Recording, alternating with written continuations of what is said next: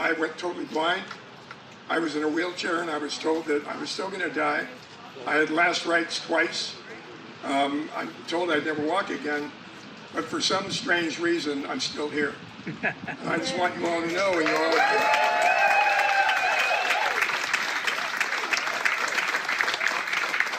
My point is, what saved my life was medical research and major hospitals and colleges, the same places that the current government is trying to take all the funding away from. I'm an example of someone that it succeeded for, and I wouldn't be here today if it hadn't. And I am absolutely a full supporter of it continuing on. I joined the Army from Novato, my hometown, in 1993 during the first Gulf War. When I went to Germany, I was raped by another soldier, and I was in Germany for 9 more months being stalked by my rapist. 26,000 men and women are raped or sexually assaulted in the branches of the military each year, not including the schools that are for young people, like the academies.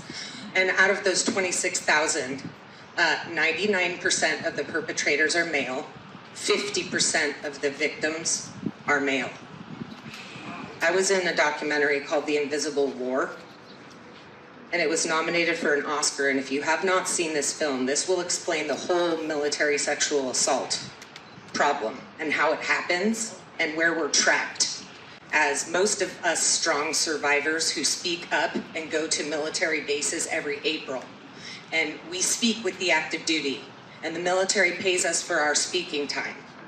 And we watch the Invisible War documentary, and the military are trained all throughout the months of April. That's a great thing. And they took it all away this April. Trump just said, and so did Pete Hegseth. Because why? Because they want to grab us by the pussy. I was going to go off on all of it, like all them dudes, but you know what? I don't need to. They're fighting with each other. This is beautiful. I've been waiting for this. I've been waiting for this for too long.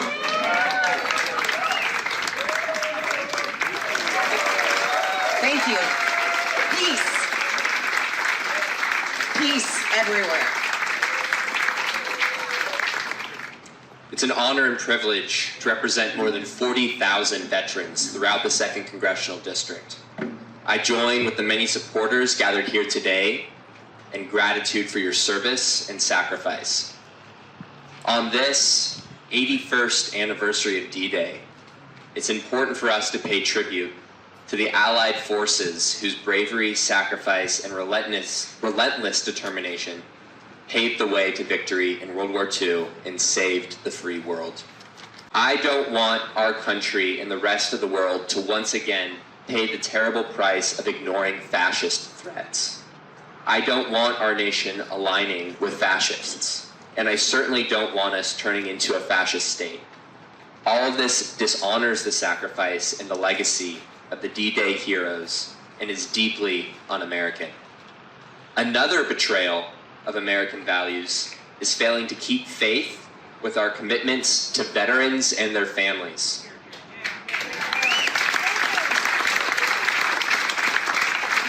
President Trump's scorched earth assault on government agencies includes severe and deeply wrong-headed cuts to the VA.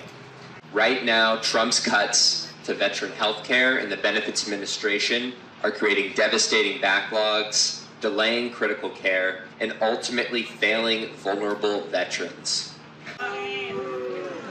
The men and women who bravely serve our country often leave military service with wounds both visible and invisible. We've only recently begun to recognize how difficult rejoining civilian life can be for many service members, especially those who endure traumas during their military careers. We should be increasing support for mental health services, not cutting them.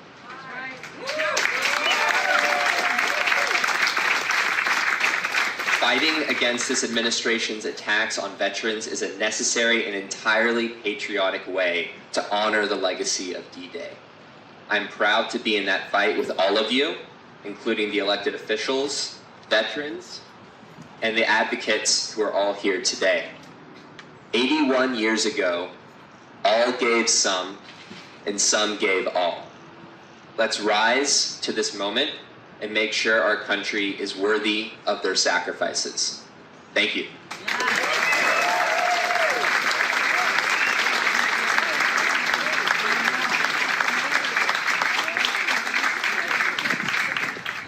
I know a lot of people here are upset with the VA and where it's going right now and where it's at. I'm not going to tell you I know where it's going. I don't know. But I do know there's been a lot of progress with VA claims over the last 15 years since I've been working as your Veteran Service Officer. There's been a lot of progress. There's been the PACT Act, which thanks to Joe Biden's son, Bo, we got a lot of good stuff out of that.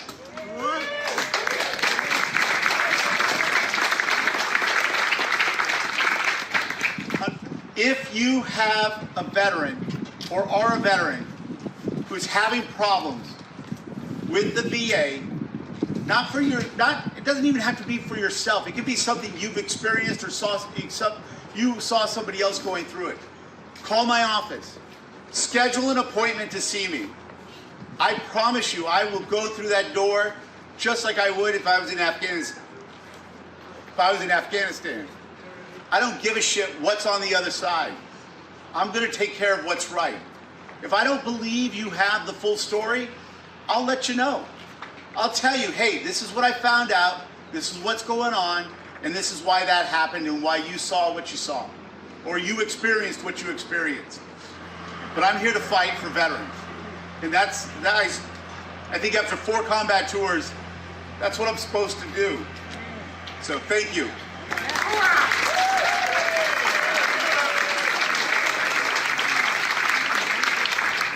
The current administration is threatening cuts to the VA of 83,000 positions.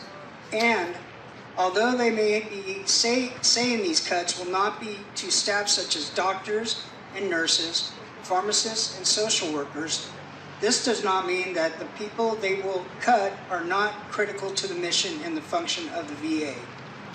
Each clerk, claims reviewer, telephone operator, orderly, technician, and computer specialist is vital to the mission of the VA, fulfilling President Lincoln's promise to care for those who have served in our nation's military and for their families, caregivers, and survivors. My recommendation is to not hide from the news, but to continue to read and learn all that you can so that when action is needed, you can take it. Show up to rallies like these and start your own. Continue to fight for our democracy so that those who died on this day 81 years ago did not die in vain. Thank you.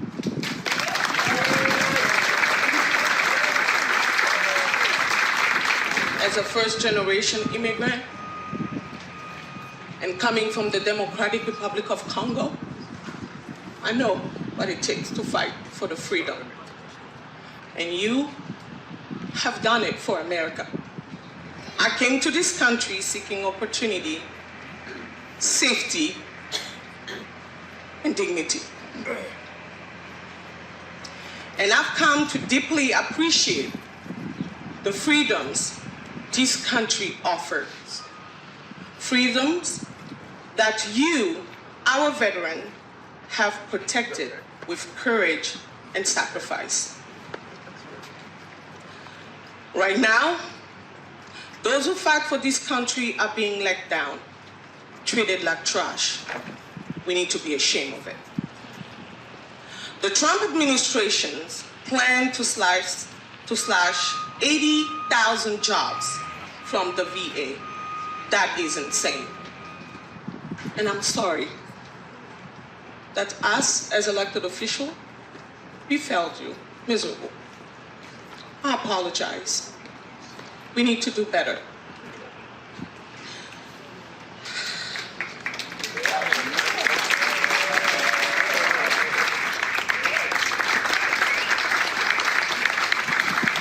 Thank you for your service, your strength, and for never giving up on this country. We won't give up on you. I won't give up on you. Thank you.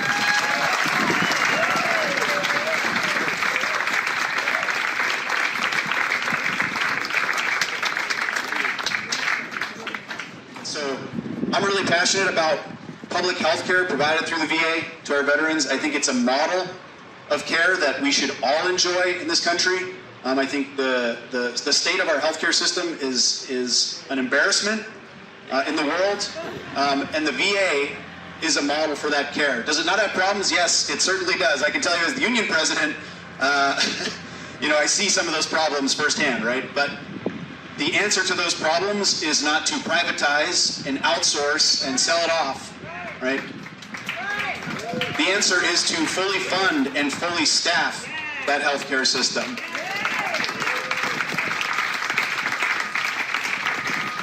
The VA serves 9 million veterans all across the country at 1,700 sites of care in every state. And it trains over 70% of the nation's physicians do at least one rotation at the VA. Trains thousands of nurses, thousands of psychologists, thousands of social workers, who then go on to serve you all, right? To serve civilians in the civilian healthcare system. There is no private sector system that is going to absorb all of that training mission. It's just not going to happen. The research that VA does benefits all of us, right? It benefits all Americans. It benefits people all around the world. The implantable pacemaker, the nicotine patch, the CAT scan, the list goes on. Things that have been developed at the VA and then spread to the rest of us. Frederick Douglass said, "Power concedes nothing without a demand. Never did, and it never will." So we need to stand up. We need to fight. We need to join organizations, whether it's our unions, it's our church groups, it's our political action groups, it's our neighborhood organization, whatever it is. Get organized with your neighbors. Fight back. Take action. Stand up for VA. Stand up for veterans. Stand up for healthcare. Stand up for America. Thank you.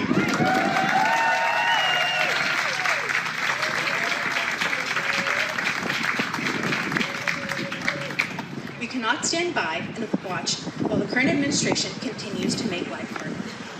We have to start holding them accountable for breaking their promises and doing what we can here in California to fix what they are breaking over in DC. Just last week, Assemblymember Connolly voted to pass a bill offering $20,000 in tax relief for California military retirees and their families. This will help create approximately 12,000 new jobs and generate $2 billion in new business sales. Assemblymember Connolly also co-authored and helped push through a California housing bond to increase the supply of affordable housing across the state. This is including for veterans. Right here in Marin County, we're already seeing the impact of these types of investments. With the support of state funding from Project Homekey and other state programs, Homeward Bound of Marin opened Sweeney Place, a 26 permanent supportive housing unit that is helping house veterans and individuals transitioning out of homelessness.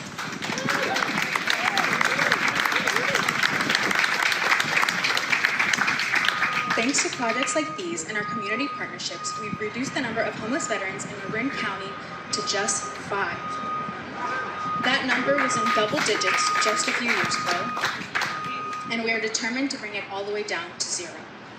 We will continue working hard to protect our veterans and cover the gaps being left in the wake of the Trump administration's awful cuts to veteran services. Again, thank you all for your time, and thank you to our veterans for your service.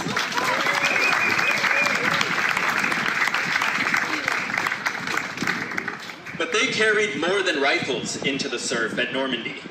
They carried a vision of freedom, not just for America, but for the world. A belief that democracy could defeat fascism, that liberty could outlast fear.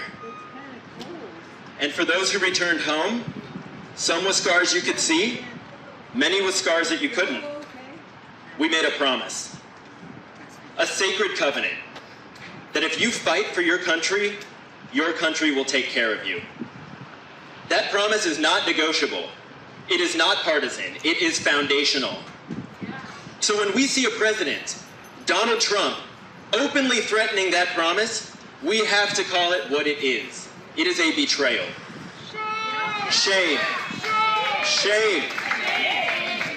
When Donald Trump proposes slashing funding or privatizing the VA, when he fires veterans and military spouses by the thousands, and when he refers to our fallen as suckers and losers, that is not just disrespect. It is a desecration of the values that those men carried into Normandy. Shame. And it is a disgrace to the oath of any commander-in-chief. You don't honor D-Day by hugging the flag while gutting the benefits of those who served under it. You don't honor the troops by sending them into battle, only to abandon them when they come home. Now, 81 years later, democracy is under attack again. Not from a tyrant across the ocean, but from a would-be autocrat right here at home. One who tried to overturn the will of the people. One who undermines our courts, our press, our Constitution. And make no mistake, freedom isn't just lost in gunfire. Freedom is lost in silence. Democracy can be eroded not just by war, but by apathy. But we're not powerless, because the same spirit that landed on Omaha Beach lives in us still today. So today, let us remember D-Day not just with flags and wreaths, but with resolve. Let us honor our veterans by renewing that sacred vow, by taking care of those who gave everything for us, and by raising our voices and our votes when we see our veterans come under attack. Let's rise up and defend what they died for. Let's defend our veterans. Let's defend democracy. Let's defend America. Thank you. Thank you. And thank you, everybody, for your service.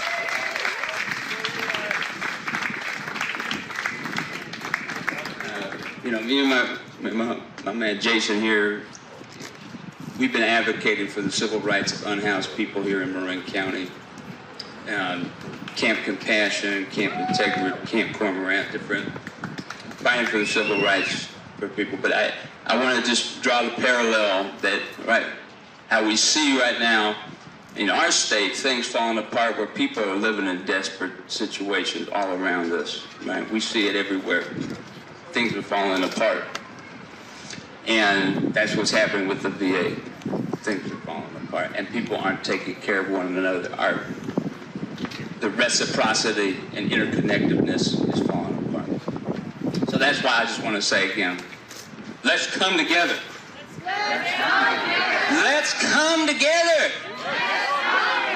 Let's come together. We don't have to like each other all the time, but we got to at least work together.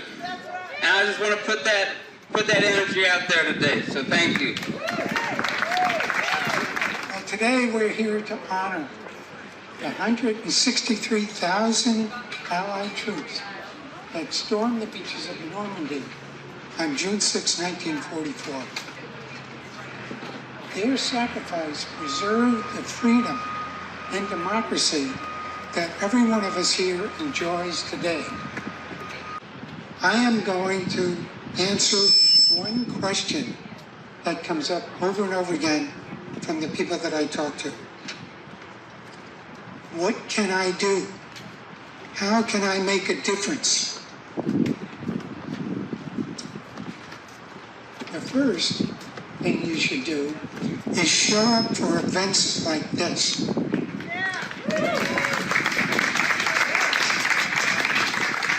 I had a friend of mine last week that said, demonstrations don't work. And I said to him, you should ask Elon Musk why the demonstrations don't work.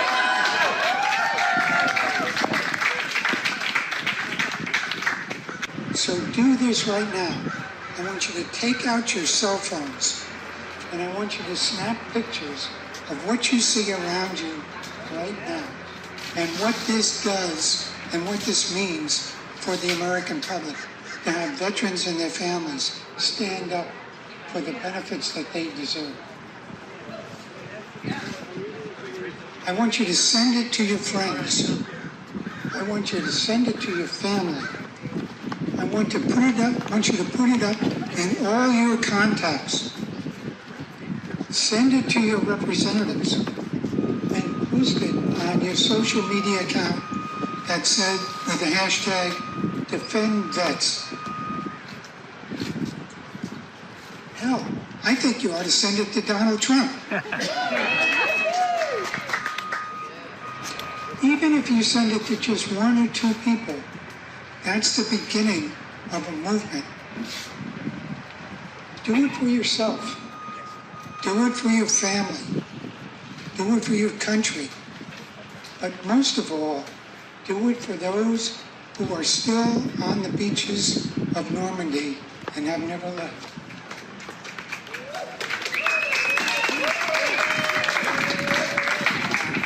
Let them know that there is hope out there. There is always hope. And we encourage you to stay involved and help us move America back in the direction that it belongs. Thank you very much.